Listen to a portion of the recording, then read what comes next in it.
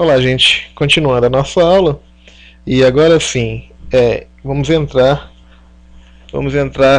no tema principal, que é entender o que é uma solução diluída ideal.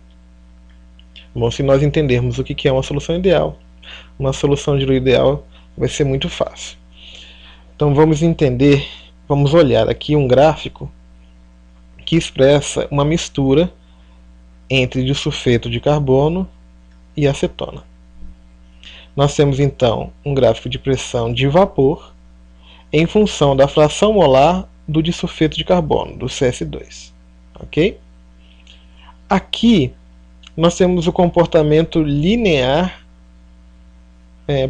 previsto pela lei de Raoult. Veja que esses comportamentos aqui são os comportamentos reais. Está bem longe da linearidade. Ou seja, a mistura de acetona e CS2, disulfeto de carbono, é uma solução não ideal, uma solução real. Ok? Mas a grande proposta aqui é o seguinte: a proposta foi feita por Henry. E Henry diz o seguinte: quando nós tivermos uma mistura real qualquer, tá certo? Ao pegar uma mistura real qualquer, se nós diluirmos muito essa mistura, diluir muito, ok? Diluir muito, essa diluição vai fazer com que a sua solução se comporte, se não de forma ideal, mas de uma forma quase ideal. Vamos colocar aqui. Então essa é a proposta, tá, gente? Peguemos uma solução, uma mistura real, vamos diluir muito, e isso faz com que essa solução se comporte idealmente. Gente, essa proposta do Henry vai fazer com que lá na frente nós entendamos por que no laboratório 99% das soluções, das misturas, que nós trabalhamos no dia a dia no laboratório são muito diluídas. Ok, gente? Então vamos entender, e para fazer isso a gente vai ter que olhar esse gráfico aqui um pouquinho. Veja só. Aqui eu tenho fração molar de CS2. Quando nós estivermos nessa região aqui, tá certo? Essa região nós temos CS2 em muito maior quantidade do que acetona. Enquanto que nessa outra região aqui, nós temos em muito maior quantidade acetona do que disulfeto de carbono. Isso quer dizer o quê? Quer dizer que nesta região nós temos uma solução muito diluída, onde o solvente é o CS2. E o soluto é a acetona. Enquanto que nessa região aqui, nós temos também uma solução muito diluída. Essa região intermediária aqui, também temos uma solução, mas que não é tão diluída. Só que nessa região nós temos uma solução muito diluída, onde o solvente é quem? É o contrário, é a acetona. E o soluto é o CS2. Ok? Então, nós vamos olhar agora essa região aqui, onde a acetona é um solvente de uma solução muito diluída. Tá bom? Veja o seguinte, gente. A acetona é o nosso solvente, e os pontos de pressão de vapor dela, da solução real aqui, que é uma solução real, os pontos são muito próximos do comportamento previsto por Raoult. Não é? Então, esse comportamento linear é aquele que Raoult propõe. E Raoult só acerta onde?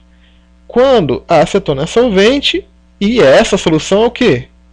Muito diluída. Opa!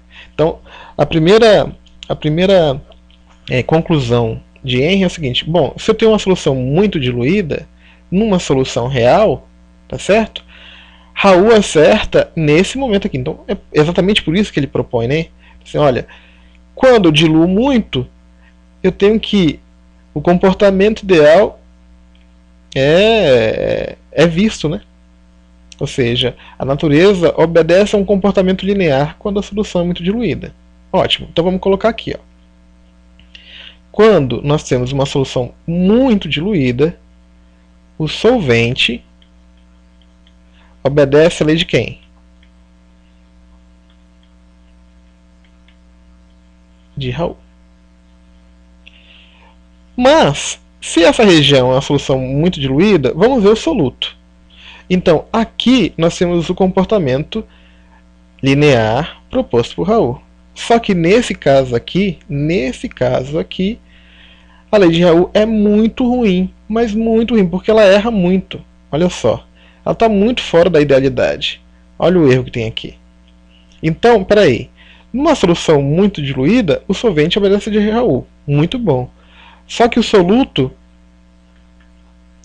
não obedece à lei de Raul. Tá certo? E o que fazer? Bom, o que fazer é a proposta de Henry. É a lei de Henry. Ele diz o seguinte, bom, essa reta não passa aqui nesses pontos. Mas o que eu, Henry, vou fazer?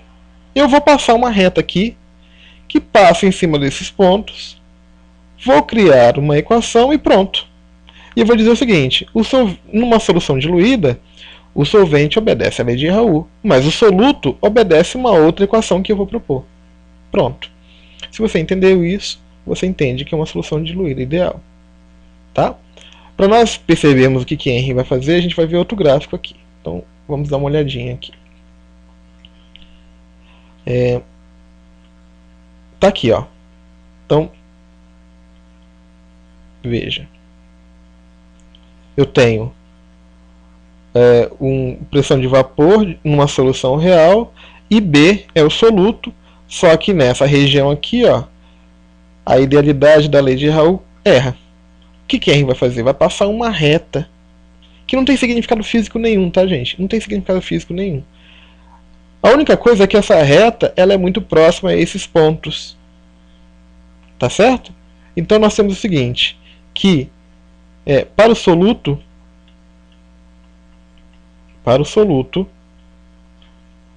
a pressão de vapor do soluto numa solução diluída ideal, o soluto vai obedecer a que expressão? Pressão de vapor Y é igual a X. A é a constante, que é a constante que eu vou chamar de KB, que é a constante de Henry. É uma constante, vezes o meu X, que é quem? A fração molar do soluto. Pronto, gente. Solução diluída ideal. É isso.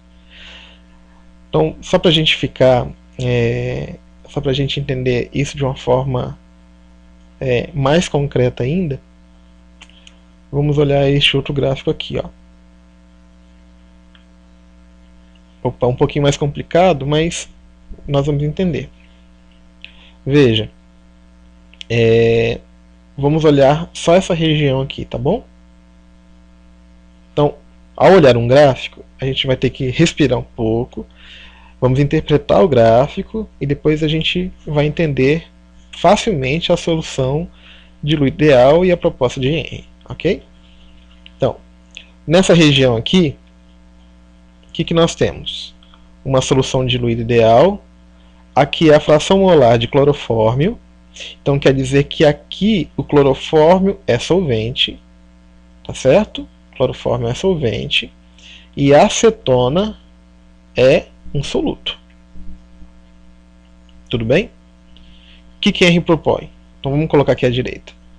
Henry propõe o seguinte: se é solvente, o solvente numa solução diluída ideal obedece à lei de quem? A lei de Raul. Então, PA, onde A é o clorofórmio, é a pressão de vapor do clorofórmio quanto puro vezes a fração molar do clorofórmio. Enquanto que para o soluto, numa solução diluída ideal, o soluto não vai obedecer à lei de Raoult, vai obedecer à sua própria lei, a lei de Henry, que é a pressão de vapor do soluto é uma constante que tem sabor, tem gosto, tem unidade de pressão, mas não é um valor que não tem significado físico, vezes a fração molar de B. Tá? Então vamos olhar aqui. Ó. Então, nessa região, nós temos clorofórmio como solvente. Veja, clorofórmio clorofórmio está aqui, né? Ó. Clorofórmio como solvente, veja, comportamento linear, lei de Raoult.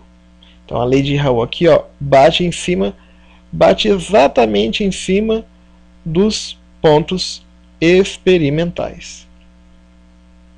Já a acetona, vamos olhar. Opa, a lei de Raoult não bate em cima. Mas eu posso traçar uma outra reta aqui. E essa outra reta, adivinha qual é a lei? Lei de Henry. A lei de Henry passa em cima exatamente dos pontos experimentais. Pois bem, gente, é isso. Solução diluída ideal acabou. Nós já entendemos. De novo, se por acaso você não entendeu, volte o vídeo, escuta quantas vezes for necessário, né, quanto for necessária, né, para entender o que é uma solução diluída ideal. Tá bom?